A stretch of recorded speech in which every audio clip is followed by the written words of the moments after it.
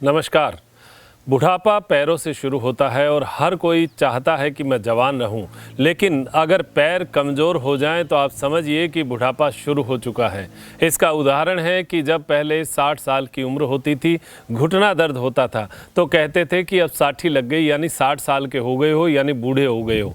तो शुरुआत बुढ़ापे की हमेशा पैरों से शुरू होती है। अब इसके बचाव के लिए करना क्या चाहिए?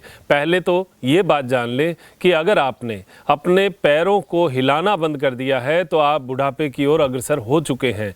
एक बार कोई व्यक्ति अगर बिस्तर पर बैठना शुरू कर दे, सोफे पर पांव रख के बैठना शुरू कर दे और पैर को 1 महीने तक नहीं हिलाए, तो आप ये मानिए आप अपने जीवन का 1 साल बुढ़ापे का पहले ला रहे हैं।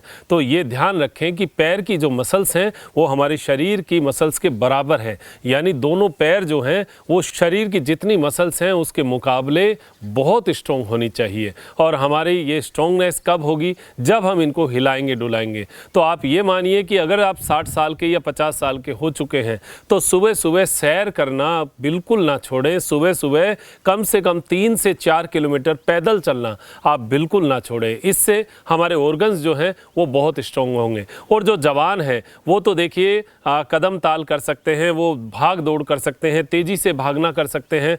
गाँव में आप देखेंगे कि जो भी प्रैक्टिस होती है वो भागने की ज़्यादा होती है, क्योंकि पाँव जिसके मजबूत हैं, जिनके पाँव स्ट्रॉन्ग हैं, उनका शरीर स्ट्रॉन्ग रहता है। आपने देखा होगा पहाड़ों के अंदर जो लोग रहते हैं वो पहाड़ों पर ऊपर नीचे चढ़ते हैं तो उनकी 80 साल की एज भी आपको उनके चेहरे से, उनके शरीर से नहीं लगेगी कि ये बूढ़े हो गए, क्योंकि उनकी एक्टिवनेस वही रहती है। उनका पाँव की एक्टिविटी जो है वो रेगुलर रहती है। वो सामान्य अवस्था में भी अप एंड डाउन जो है वो चढ़ते उतरते रहते हैं। तो ये कुछ चीज़ें हैं जिनको हमें गौर करना पड़ेगा। पैर को कभी भी आलस्य ना दें, थोड़ा पैदल चलने का प्रयास करें। ज़्यादा से ज़्यादा कोशिश करें कि जीवन में जो भी काम हम कर रहे हैं वो पैदल जाकर ही करें। और बच्चों को भी आदत डालें कि सुबह कम से कम 15-20 मिनट, 1 घंटा जो है वो सुबह सुबह पैदल मार्च करें, पैदल जाएं। आपने देखा होगा फौज में, आर्मी में जो है वो कदम ताल और परेड पर बहुत ज़्यादा जोर दिया जाता है, जिसमें पाँवों की ही एक्टिविटी होती है। पाँव को उठा कर कदम ताल किया जाता है और पाँव से जो है पूरी परेड का सेरेमोनियल जो प्रोग्राम होता है वो परेड से होता है। तो उसमें ज़्यादातर काम जो है वो पैरों का होता है।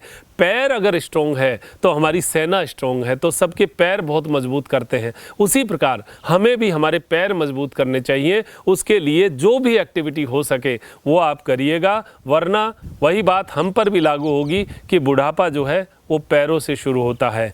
घुटना दर्द हो, पैर दर्द हो, आपने देखा होगा बुढ़ापे का एक संदेश होता है कि पैरों की पिंडलियों में सरसराहट होनी शुरू हो जाती है। ये भी बुढ़ापे के लक्षण है। बुढ़ापे के लक्षण में सिर दर्द नहीं होता, बुढ़ापे के लक्षण में कंधा दर्द नहीं होता। ये सामान्य अवस्था, ये जवानों में भी आ सकता है। लेकिन घुटना और पिंडलियाँ, ये अगर इसमें अगर कहीं दर्द या सरसराहट है तो इसका मतलब है कि बुढ़ापा आ चुका है। तो ये बात सिद्ध होती है कि बुढ़ापा हमेशा पैरों से शुरू होता है।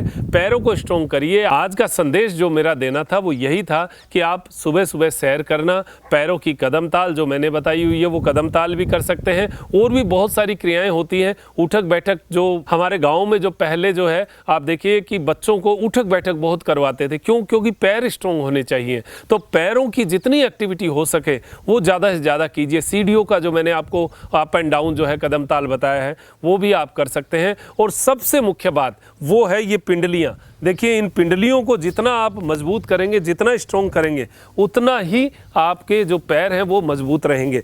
तो ये जो एक एक्टिविटी आपको मैं हमेशा बताता रहता हूँ कि पिंडलियों को ज़मीन पर लगाना। अगर कोई किसी भी कार्य में सक्षम नहीं है, शरीर में कोई भी एक्टिविटी करने की स्थिति में नहीं है, घुटना दर्द है, चलना फिरना ज़्यादा नहीं हो पाता, तो बैठे बैठे ये क्रिया तो कर ही सकते हैं, पिंडलियों को ज़मीन पर लगाना। इससे हमारे पैरों में ब्लड का सर्कुलेशन पहुँचेगा और पैर की मसल्स मजबूत होंगी तो हमारे खड़े होने में, बैठने में बहुत बड़ी सहायता मिलेगी।